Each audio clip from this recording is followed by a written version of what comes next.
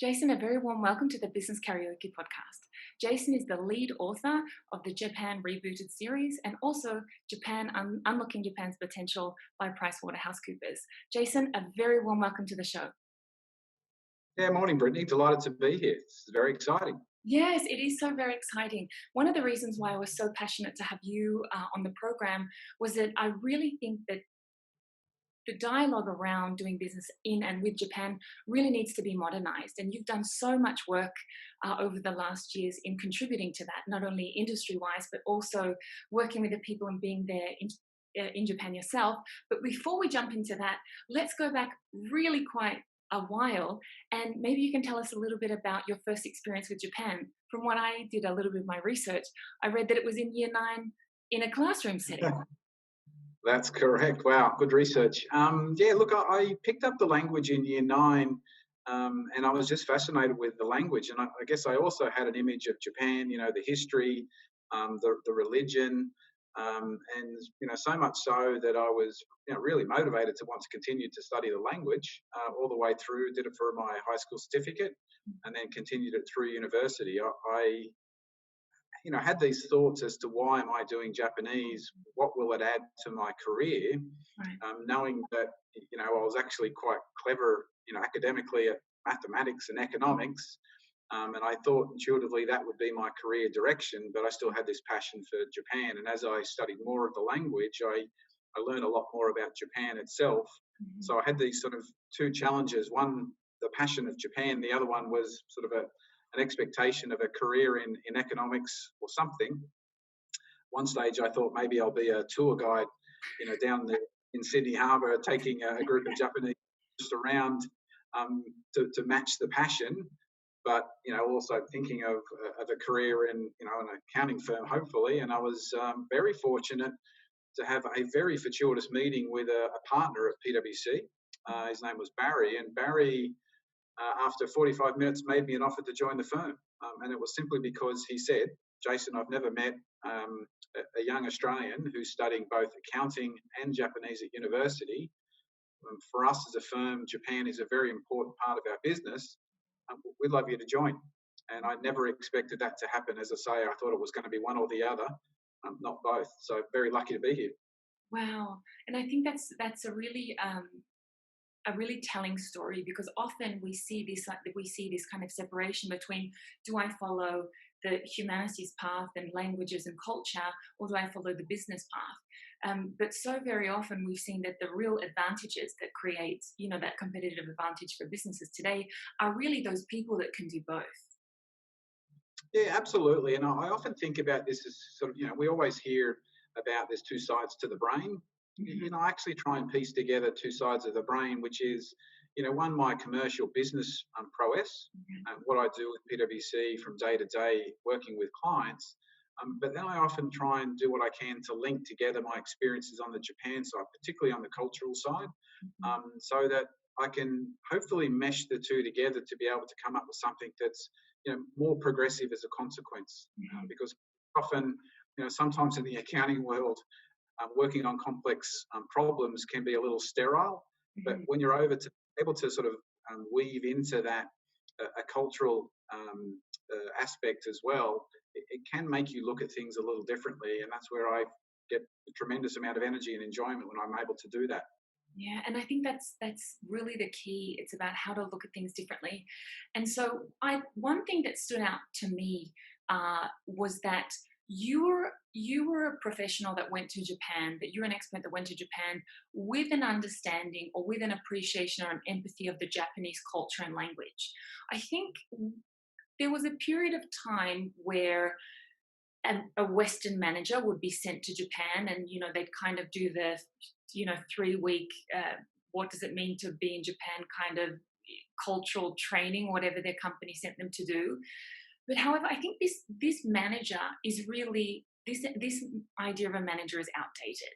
And very much what we see now is the new kind of manager, the East-West manager, is someone much more with your profile, which is an empathy for the culture and an understanding for the language, and also that business prowess that you were talking about.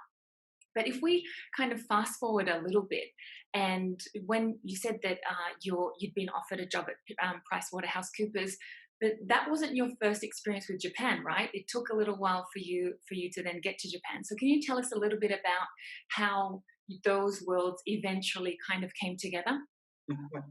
Yeah, I mean, look, I coming out of university after getting my degree in Japanese, I was really looking forward to an opportunity to go and work in Japan. And of course, getting an offer with PWC meant that that was real, right? PWC is a global firm. I knew that they had a very big business in Japan, so I was quite excited at the idea of joining and getting moved with the firm to Japan. But unfortunately, that didn't happen straight away. So, you know, in and around that, I tried jet programs. I tried a lot of other exchange programs to sort of allow me the opportunity to be able to go and live and work, hopefully, in Japan. Now, what was positive about joining PwC is that they do have a long list of fantastic Japanese brands. So I was able to work with companies like Sony, Toshiba, Toyota, Nippon Steel, etc. And that was really interesting, of course. Yeah. Back in the early 90s, there were still a lot of Japanese executives who worked for a lot of these subsidiaries in Australia. So therefore, I had the chance to be able to not only practice my Japanese, and of course, I had to be quite professional about the way in which I asked, could I speak in Japanese and practice? Obviously, still have a job to do. And that sort of helped keep me happy and content for the time being. When I became partner, I pushed really hard to get the chance to go to Japan. And it wasn't until, 13 years after I joined the firm that I was finally asked, Jason, would you like to go to Japan? Now, of course, I was straight onto it. My wife, a little unsure about the idea of moving to Japan, primarily because we had 3 kids under 4. So the idea of taking a very young family to a new country was a little daunting, but nonetheless, we went. My wife understood my passion for all things Japan, and therefore gladly supported that trip. But what was really interesting for me, Brittany, was, you know, the first 6 months of that experience had a very profound impact on me. Now, what I mean by that is, when I arrived, I thought I was really well equipped. I've got a degree in accounting, a partner for PwC. I understood what PwC does. I'm therefore able to do the work.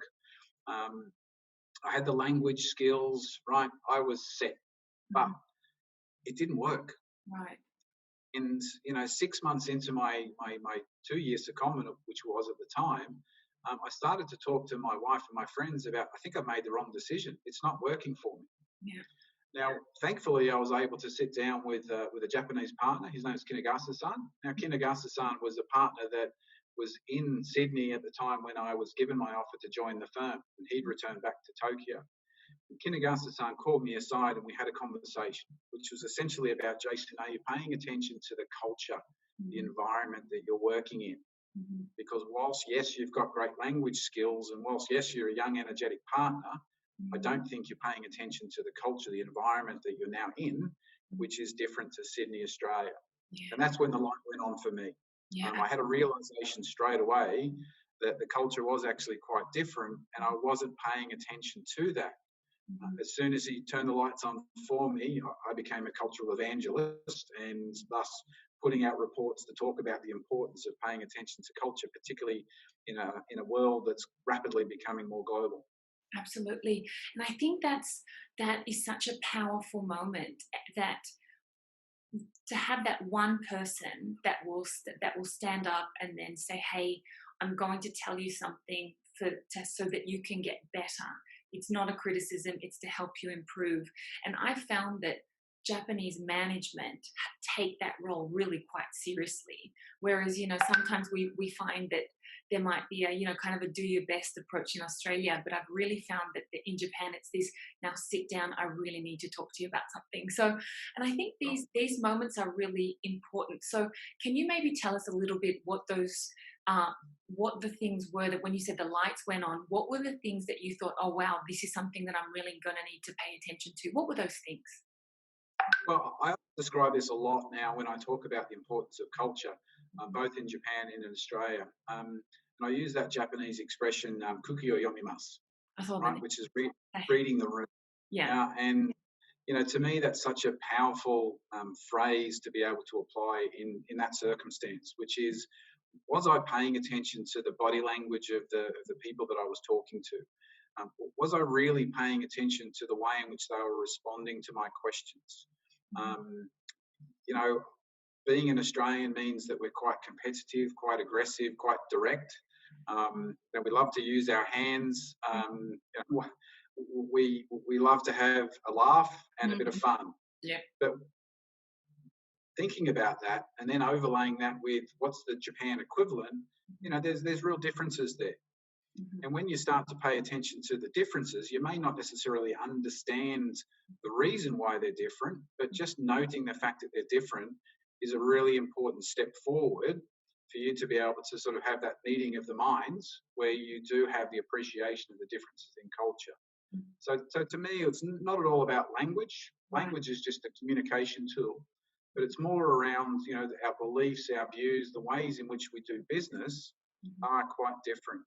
For me, talking about culture early on, when I had this sort of realization that it's really important, when I would try and put it in a business context, a lot of the time I would get a glazed over look, whether I'm talking to a Japanese executive or a Western executive, because their view was this is a more of a fluffy, soft point that you're trying to make. How does this relate to business? Yeah. But then I realized, okay, well, I need to make it very relevant, very direct for a business context in order for me to make the point more clearer. And that's when I started to learn about some of the fundamental differences in the way in which we do business in Japan and outside of Japan. The classic one is, within a PWC world, in most PWC Western countries, Australia, the US, UK, the promotion of our people is based on performance, a meritocracy. But I learned very quickly in Japan, it's based on tenure, based on time, right? And that's a real big difference. And unless someone actually explains to you that they're different, your assumption is, well, everybody gets promoted either based on performance or, if I'm Japanese, based on time. So you can see that could drive confusion and a misunderstanding of someone's point of view unless you understand the context behind that topic. And to me, it's one of many, many topics that have these differences. The secret is being able to identify that there's a difference and then use that sort of human curiosity to understand more about the background from both sides. So then you've got a better appreciation as to the situation that you're in. Right. And if we think about one of the white papers that you wrote being Japan Rebooted, what was the motivation for that study?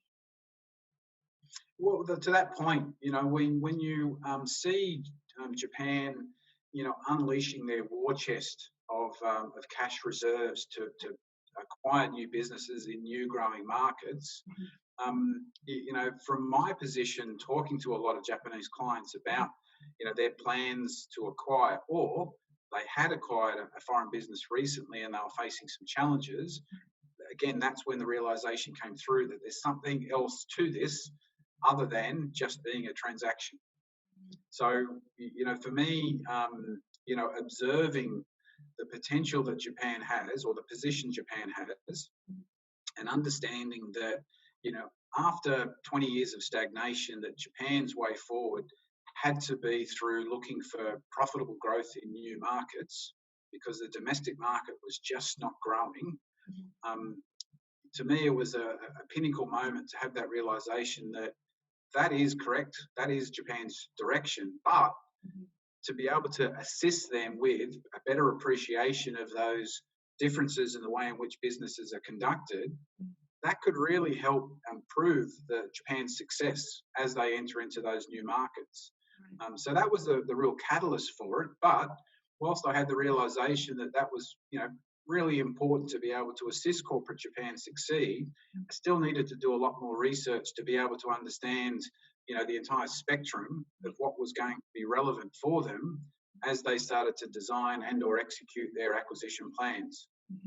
What were some of the surprising insights for you from Japan Rebooted? So Japan Rebooted is a 4-part series, so it's a very comprehensive study, but at the same time, what were some of the things that stood out for you that maybe you inherently knew, but it wasn't until the study that you kind of put pen to paper and those insights, you translate the insights from that feeling to actually this could be real business data?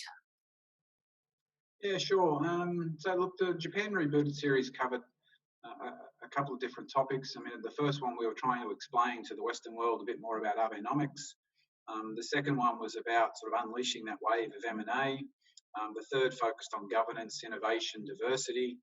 And the last one was, what can Japan really do in ASEAN,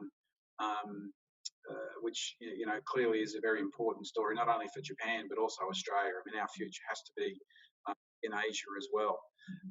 So maybe if I was to go backwards, Brittany, the report about Japan's efforts in Asia, to me, the really interesting putting that report together was Japan's sort of long-term view of the importance of Southeast Asia. Now, Japan, of course, legendary with the way in which they take a long-term view to everything. Right. But with Southeast Asia, intuitively you can understand that it's an important part of the world, a growing market, huge population. So, of course, that is somewhere where you do want to invest and sort of ride that growth over time. But the really interesting part about Japan's long-term plan was the amount of foreign assistance that they pumped into Southeast Asia from the 60s. Right. Over 100 billion over that 50-year period, more than double the US. Mm-hmm. Now, you see that and you think, well, gee, that's interesting. Mm-hmm. Why would they put in so much foreign assistance? Mm-hmm. But then you think it's a long-term play. They're looking at the growth opportunity when Southeast Asia comes online. So therefore, there must be a reason behind pumping in so much foreign assistance. And the reason was simply to build up Goodwill Capital in that region, so that Japan was viewed as a very strong, important business partner for the future. Mm-hmm. So that when Japan started to move into that part of the region, they were welcomed in the region because the Goodwill Capital was so strong. I mean, to me, that's a brilliant strategy, right? As opposed to other countries that will just say, it's purely about M&A. I'm just going to come in through acquisition, or I'm going to come in and set up a business. You haven't really paid attention to the way in which you will be received in that market because you are relatively new, you're foreign, and that could be, hit and miss as to whether you're ultimately successful. But if you laid the foundations through having Goodwill Capital, gee, that's a very clever way to sort of improve the chances of success. So to me, that was a really important learning. So that was kind of the nucleus behind Southeast Asia. And of course, that's still an evolving story. If I go back to some of the earlier reports, the M&A one for me was quite clear. I mentioned before, Japan had come out of a period of sustained stagnant growth. When we started to research through Japan's, ability to be able to acquire businesses in new markets, we had this realization that Japan's sitting on a tremendous amount of cash reserves. Yeah, they're so capital rich. Yeah, it's incredible. Absolutely. But, from the outside, is it that obvious that Japan is that cash rich comparative to other countries, the US, the UK, etc.? Probably not. You do hear about, the level of public debt that exists in Japan. But when you sort of peel it back and you actually look at what's sitting on corporate Japan's balance sheet, incredible, right? A tremendous amount of cash reserves, no debt, a very healthy retained earnings position. So absolutely very well positioned to be able to go and make M&A or acquisitions in new markets based on that position. And to me, that's quite exciting. If I am a country like Australia that benefits from foreign direct investment, gee, I really want to wave that flag and encourage a country like Japan to please come invest in this country, because that's going to be a good thing for the both of us. Absolutely. And the Japan Rebooted series was so important, I think, in mapping the foundation for what I believe to be the most transformative piece of work, which is unlocking Japan's potential.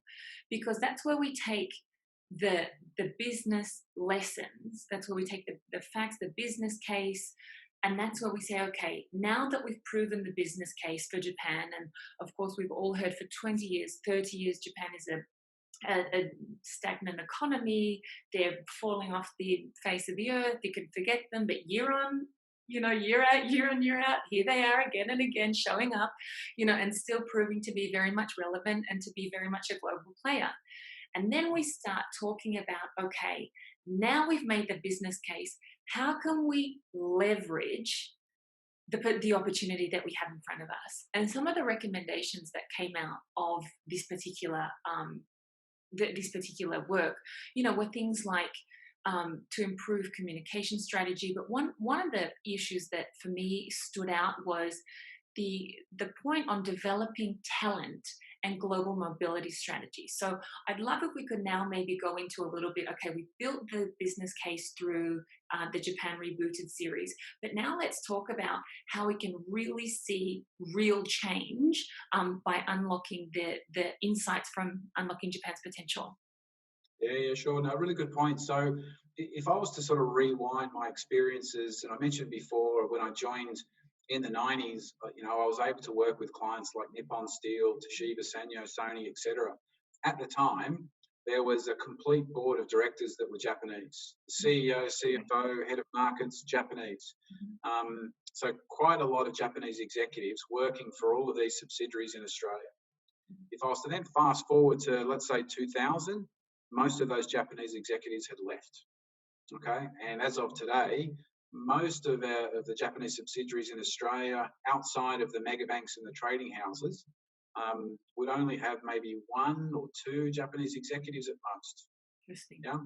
So if you think about that experience, so prior to the early 90s, Japan had a fairly rich pool of resources across their business around the world with good international experience. Right. But Japan, unfortunately, took a lot of those resources back to Japan, possibly because they felt that their businesses were performing well outside of Japan, and or local management were doing a very good, credible job in being able to run their business for them. So therefore, let's bring people back into Japan, and we'll continue down this path. But unfortunately, what transpired was, the continued slowdown of the Japanese economy, as well as experiences like the GFC, etc., which meant that Japan had to go back into foreign markets. They had to invest in new growth markets, South America, Southeast Asia, countries like Australia. But over a 10-year period that elapsed from when they had people on the ground in these countries to that moment where they started to return to new markets, they'd lost a lot of that international experience. So therefore, that was a problem for Japan to overcome. And that was, again, one of the reasons why we thought it's going to be really important for us to be able to bring that knowledge forward, to be able to assist those Japanese executives to succeed in those new markets, given that their bench strength of international experience had been depleted over that 10, 15-year period. Right. So we thought, it's going to be really important to make sure that Japan aren't just approaching these markets with a traditional mindset through transactions, through acquisitions. They needed to be equipped with the knowledge, the cultural nuances, the ways in which you do businesses in other countries to allow them to succeed.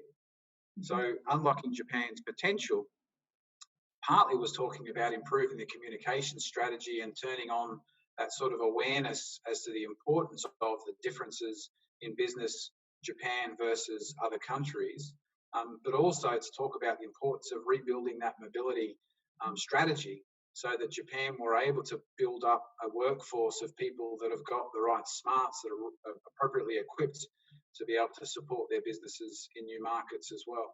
Right. And we've seen additionally that the new generation of Japanese managers are changing significantly than if we go back into the 80s or the 90s. If we're looking at a 2020 manager today, if you tell this person that they have no global responsibilities and there's no capacity for travel, this is an extremely less attractive employer than it was 20 years ago. So we've seen that Japan is not only having to implement these new talent strategies or these global mobility strategies, not only to coordinate better with their subsidiaries or their daughter companies abroad, but to even attract domestic talent. Did you find that as well? Yeah, absolutely. When you start to work your way through the brands, I mean, even the PWC brand, whilst there are big four firms, from the outside, you probably view all four firms as fairly similar. You may know that PwC, Deloitte are the larger of the four, but generally speaking, you'd think they're similar. But it was interesting for me to see that the views of the Japanese graduates in Japan was that PwC was the truly international global firm, and therefore that was a huge attraction for those graduates comparative to the other firms. So same when you look at the trading houses, of course, the giants Mitsubishi and Mitsui, viewed as being truly global, and therefore there was a tremendous amount of appeal and attraction for those kids as well. Yeah. To me, when I spoke to a lot of my Japanese friends and fellow PwC partners in Japan, they were also noticing that change of graduates thinking my future, my career is a domestic one, to a growing number of graduates thinking, I'd actually prefer to have a truly global experience as part of my career, and that was starting to become a lot more obvious. Right, and we see that one of the reasons why Japanese talent are even domestically looking to international firms is because of even their the perception of mentorship and performance, and exactly what you mentioned of that it's a meritocracy, and I don't have to wait 10 years to be promoted, that I can be promoted on the basis of my performance. And this value shift amongst the workforce in Japan itself is experiencing a certain element of friction, really, because you have this younger generation that's being led saying, I want to be judged on my work, not how long I've stayed in a company. What kind of insights, what kind of data came out of the performance management practices? Yeah, that's a really interesting one, Brittany, and I still feel that that's a complex issue that's still being unravelled. So what do I mean by that? I still think that there's a lot of Japanese institutions, like very large organisations, where they've got a human resource function that's still very traditional Japan. And as a consequence, to me, that dampens people's views of being in an organisation that's more dynamic, that will allow them to be recognised based on their performance, as you say. So I still believe that human resource functions across Japan really need to transform in order to be able to nurture and support this generation that's coming through that do want to have a truly global experience, right? To be able to be recognised for effort, but also be given the opportunity to sort of satisfy their interest, their appetite, to be able to learn a lot more as to what's happening. Gone are the days where we're a federation of monocultural societies. I think the younger generation that's coming through now has realised that the world is rapidly transforming and becoming more and more global, and therefore, our future is about working with people from different backgrounds. It's about doing business with people from different backgrounds, etc. So therefore, the importance of being able to adapt to this new global world that's very multicultural. And I think that's obvious to many people, but it really depends on the organisation as to whether they're able to help facilitate that interest and unlock that potential. And that was obviously one of the reasons why we called the report Unlocking Japan's Potential, because that's so important. Do I know how to get human resource functions across Japan to transform? That's a work in progress. Maybe that's our next report. You bet. Now, we can't speak about Japan and business without speaking about relationships and strong relationships, building relationships, and the communication and collaboration that's required in order to keep Japanese businesses afloat, or also to keep, those stakeholder relationships, healthy and strong. What are some of the things that, both on the Western side of things, that obviously that's been very much your position, that you've been able to go in as a Western manager and then being able to relate to Japanese cultural principles, but also what do you think that on both sides of the Western side and the Japanese side, what are some of the things that we can take away about building those strong relationships? So Australia and Japan, we're very lucky to have such a maybe not just only lucky, but we've done, it takes a lot of effort from both sides to have a very trusting relationship between Australia and Japan. But what are the things that we can do on both sides that can really build those and keep those relationships strong? Well, I think it just comes down to being genuinely interested in the person that you're talking to or the organisation that you're trying to engage with. Too often we take a transactional approach to the way in which we interact, particularly in business. Too often we come along equipped with an agenda and we want to work our way through the agenda, and when we've completed the discussion around that agenda, we move on. But that transactional approach doesn't really help facilitate building a lasting relationship, a genuine relationship. So to me, what I've learned over the years is that, you really, again, need to pay attention to the people in the room and the way in which, they're responding to you, not just what's been spoken about during the meeting, but the way in which you're presenting yourself to them, and are you actually, listening to what they have to say properly and openly. Yeah. To me, it was kind of interesting being a gaijin in PWC in Japan, having a lot of people from the PWC world coming into Tokyo or into Japan for business trips and wanting to go and visit Japanese corporates. The experience was the same. They would come with their agenda. We would go and meet a Japanese corporate. We would have a meeting. At the end of the meeting, there was a lot of sort of pleasantries. The Japanese were very thankful for that person making the trip from their country to visit them, and very, very appreciative. So positive was that experience that as we would leave the meeting every single time, the PwC person from wherever would say, they love me. That was fantastic. They want to engage me and us for this piece of work. This is great. Thank you, Jason, for setting up the meeting. Wonderful. But what would then follow would be, a month later, no communication. 3 months later, no communication. The PwC person would then come back and say, Jason, we had a really good meeting, didn't we? What happened? I thought that they were very appreciative and thankful for what we discussed, but afterwards, nothing transpired, nothing followed. What does that mean? And to me, that's an example of you didn't actually pay attention to what was really conveyed during that meeting. You took a very transactional approach. And by the way, Japanese people are conflict avoiders. They're very risk averse. They're very polite. They're very loyal. They're very respectful. So therefore, what you saw was Japan being very reverent, being very respectful and thanking you for your time. But did you actually make a connection in terms of the business conversation? Probably not, and probably unlikely to be able to do that in that first encounter. Absolutely. That's something that, we should talk about more to be able to help, foreign businesses be able to succeed in business relationships with Japan, and vice versa as well. Playing the whole scenario in reverse when Japanese execs go to other countries and engage with foreigners from whatever country, from whatever background, giving them that sort of equipment, that smarts to be able to help them be more effective in what they're trying to achieve, as well as, of course, encouraging them to have a nice, sustaining, fulfilling relationship with the people that they're meeting as well.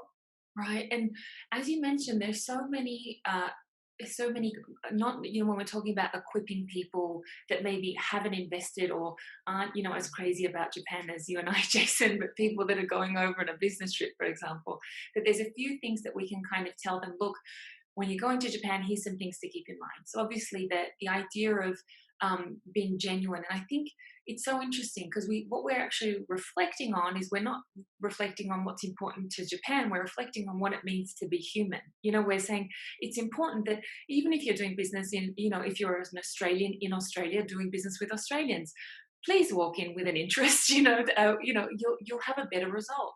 This is just kind of highlighted obviously in Japan. And also there's the idea of patience, that there's an element of patience required, and this has come from just so many different elements coming together and creating this very unique ecosystem which we call Japan. And one of my favorite things in Japan is to talk about the innovation ecosystem and where the barriers are and things like that.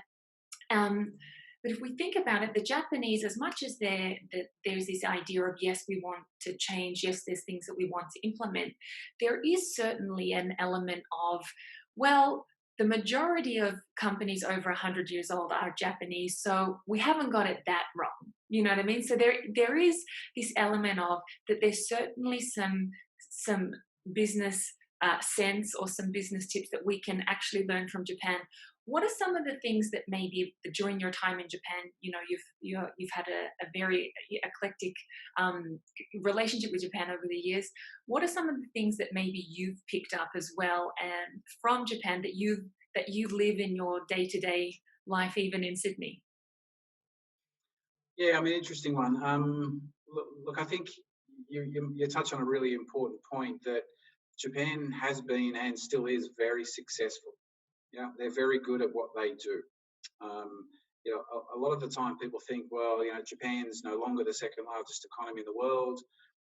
They're on the decline. They've heard about the stagnation in their economy, and now it's all about China, right? So it's China. The reality is Japan, as I say, is still very strong. I mean, still the third largest economy in the world.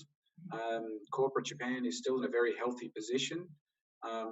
You look at the performance of the Nikkei, it's still quite good. So therefore, let's not overlook that point, right, when we're thinking about engaging with Japan. But the manner in which Japan has approached innovation, R&D, has been quite different to a lot of other countries. A lot of other countries have approached innovation as more, try, fail, ultimately you might succeed. Where Japan's approach has been, continuously refine something to make it better and better and better. I mean, Kaizen principle is very much along those lines. So again, it's trying to think about how do I link together two very different models and approaches to innovation and R&D to be able to help both come out with something that is successful and sustainable. When I look at innovation at the startup level, I was really interested as to the differences between what you see in Japan and what you see in Australia. Right. When I got back to Australia in 2015, I was really fascinated with the Accelerators that were doing some amazing things with big corporates in Australia. Running accelerator programs. So what does that mean? It means that a big corporate would approach an accelerator. So in Australia, we've got great accelerators like Slingshot, Blue Chili. They would ask them to run an accelerator program, which means they would invite 1,000 startups to come and apply to participate in a program. They were then filtered down to a small number of startups, and then those successful startups, maybe 10 of them, would be run through a program, and at the end they may have a business relationship with the corporates. Now, to me, that was fantastic, right? Quite exciting, and real interest amongst both the corporates as well as the startup communities to come together through that channel. That same channel doesn't really exist in that format in Japan, whereas the accelerator equivalents are not being necessarily approached by the big Japanese corporates. They're being more approached by the startups to be able to help support them find a way forward. The accelerator in Japan called CREW, CREWW, and they're fantastic. I've spent a lot of time working with the team over the years, and I've actually brought them to Australia to introduce what they do to Australia, because I thought that would be a fantastic story to be able to bring Japanese innovation to Australia in a different format. CREW have thousands of startups that they work with, but what they're doing is they're categorizing and bringing together groups of startups to then approach the large corporates to say, here are a series of startups that have, a business idea that we think could be quite interesting to you. Why is that interesting? Because that takes away the concerns from the corporates of having to, decline, I guess, a startup if they asked for the startups to apply. Yeah. So having CREW be able to help filter and take some ideas to the large corporates, I think it's a very clever way to sort of get over the Japanese culture and avoid that sort of risk-averse situation. Absolutely. And there's also another opportunity that springs out to me is that if you as a startup have to build isolated relationships, that's going to take so much time. And, one thing that we really want startups to do is to focus on building their core product and serving their customers and, going to market as quickly as possible.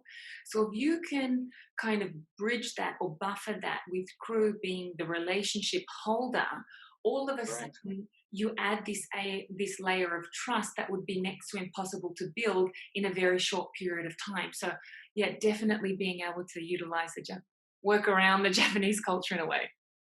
Exactly. And, from a 20,000 feet, you would actually think both ecosystems are the same. But when you pay close attention, you can actually see some of the subtle differences. And, your articulation of, the importance of crew being in that position to help sort of between corporates and startups, really important. And then also absolutely. And coming back to the business case being that Japanese corporates are very often very cash rich, very capital rich. And so if they, if you're kind of seeing, oh, well, how can we utilize this? And obviously one thing that, accelerator programs and startups most benefit from are a network of, mentors or industry experts. And certainly Japanese corporations can offer that. But on top of that, if they can then inject their capital funds into these startups, then it's really this kind of, win-win situation. And again, you're utilizing the startup without having to take the risk as the Japanese firm. So yeah, I would really love to see that accelerator or that program succeeding. Yeah, absolutely, and I think it's a great program. I think the other area that I see Japan, where Japan can succeed, is where they can identify complements in business relationships. So the example I often use is a few years ago, Abe, part of his strategy was to establish Japan as the global leader of regenerative medicine. Right. So whilst Japan had a number of leading organisations that are very good in regenerative medicine, where they lacked was around early science technology.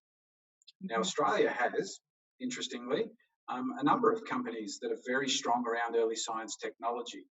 And the two governments actually had this acknowledgement, brought both sides together. So brought together a group of Japanese regenerative medicine companies with Australian early science technology companies to be able to then bring together a new beginning that allowed Japan to succeed with respect to its plans to become that global leader of regenerative medicine.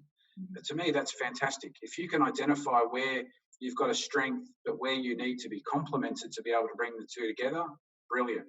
And to me, that describes the Australia-Japan relationship really well, because a lot of the time we're able to bring something to Japan that complements what they need. Of course, Japan, simple example is Japan without natural resources. We've got a lot of natural resources. So bringing our natural resources together to a country that's capital rich without natural resources, that's the simple concept. But how can you keep using that concept across a wide spectrum of industries and sectors? That to me is probably the next 10 years of focus for us to be able to see new relationships forged. Absolutely. And funnily enough, I feel we've done a complete 360, being how might we be able to leverage these complementary businesses, or how might we be able to collaborate and accelerate and leverage these, the Australian-Japanese business relationship really has to do with Australians also doing their part in becoming Asia fluent, and that might mean, learning a language, but it also just certainly means that reading, some books, or listening to this podcast, or reading Japan Rebooted, or unlocking Japan's potential. And I really think that as much as going into a global world, perhaps the global language may be English, but having that ability as an Australian or as a Western person coming into Japan, the more empathy and the more that you understand the Japanese culture as well as the business context, the better luck that you'll have with success. Yeah, Brittany, look, if I was to talk about where I would go next with putting together the next thought leadership publication, it would be in this area. So for me, Japan has a fantastic approach to the way in which they enter new markets or seek new projects offshore. So we read a lot about, for example, infrastructure projects in Southeast Asia. Japan's approach to that is to go as a team. Yeah, they will go together with a construction company, a trading house. They'll bring JBIC involved. They'll get JETRO involved. They may even get a university involved. So Team Japan will approach that project collectively as a team to reduce the risk of failure and ensure that it's a viable project that's ultimately successful. Now, if I had my wishes to what Japan could do differently in that context, I'd like to overlay Team Japan with more global cultural literacy. Right. Yeah, equipping Japan to better understand the minds of foreigners in those new markets so that they can be more successful in being able to navigate through the culture of the country that they're about to try and do a new business in. I was to then turn that around to Australia. We don't have a track record of going into new markets, particularly into Asia. We sell a lot of our products and services into Asia, but we don't have a track record of actually engaging with Asia. So for me, there's too many Australian companies that have tried to approach going into Asia individually, right? Not as a collective. So true. If Australia could take that collective approach, and if we were able to go together with government bodies, the universities, other Australian businesses like ANZ Bank, for example, or Lend-Lease, that have got experience and track record in those markets, that collective team approach, to me, would improve the chances of success. But equally, same as with Japan, now we're in this more global society, global environment that we're in. Yes, the Australians absolutely need to have a better appreciation of the importance of culture, language, in order to help them be successful as they enter into those new markets. Absolutely. I love that. The idea that we would have a construction company, a bank, a university, and, Austrade, for example, all there standing side by side to be able to leverage or to implement these kinds of projects. I think that would really be the changing factor. So we've been so lucky to have so much of your time today. So if we think about now, obviously, we're all in some way, shape, or form in lockdown due to COVID-19. But if we think about past this COVID-19 moment that will eventually pass, what's next for you? Is it that thought leadership paper that we were talking about? Could that possibly be the next step? Well, What's next for you, Jason? Personally, I do really enjoy being able to put together a report that I hope is helpful to the users of that information, and trying to bring together information that's not already out there. Yeah. Unlocking Japan's potential. I haven't been able to find any equivalent reports anywhere through my research. So it was great to be able to create something that didn't already exist. So for me, COVID is clearly changing the ways in which we act, we live, we work. What's been fascinating is the fact that people have found a way to continue to be productive and to do business. What I've really appreciated is realizing that, one, I can't travel to Japan on a regular basis, but through technology, I'm still able to interact with clients, with PWC Japan people and friends, real time. And we had an event a couple of weeks ago where we had 300 Australians, 300 Japanese online, on Zoom, talking about Australia and Japan's relationship. Fantastic. We wouldn't have been able to organise such an event in person. That logistically it would have been too difficult and way too expensive to transfer people from one country to the other. So we're realising that technology is actually quite valuable and is allowing us to be able to do probably more things than what we were able to do previously. So that shift in mindset is really, really positive. So where to from here? I think it's about that sort of collective effort to take the Australia-Japan relationship to a new level. We've got fantastic, strong foundations of our relationship between the two countries. Japan is the largest Asian investor into Australia. Most people think it's China, but Japan are strides ahead of China by way of actual investment in this country. So foundations really strong. We've got a growing interest in Both countries, from a personal point of view, the number of Aussies travelling to Japan, record levels, but also the number of Japanese tourists coming into Australia is growing rapidly each year, and thankfully the airlines are responding. You know, good friends at ANA are adding more flights to the flight path between the two countries. You know, that's fantastic, but it's a demonstration of the strength of the relationship. But we can still do more, but that requires us to do some different things. And I'm personally interested. I sit on the board of Foundation for Australia-Japan Studies, which is funded by Rio Tinto, where we're looking at how do we bring academics together with corporates, you know, with research organisations like CSIRO, with startups, right? How do we find a way in which we can bring that cohort together to be able to create new business ventures, to be able to help our respective economies move forward? And it could be in our own domestic markets, or it could be in third markets. So that's something that I think we do need to lean in and provide greater attention to going forward, because if we can get that model right, that's incredibly exciting for the next, you know, part of our relationship between the two countries. Thank you so much, Jason. And when you're finished with the next report, then please come back to the Business Karaoke Podcast and share with us your insights. So on that note, thank you so much for your time. It was such a pleasure to learn more about the perspectives and the insights that go into these kinds of thought leadership papers. Jason, thank you so much for your time. Thanks, Brittany. It's been an absolute pleasure as well. And I really applaud you for putting this on. I think it's a great initiative. So well done.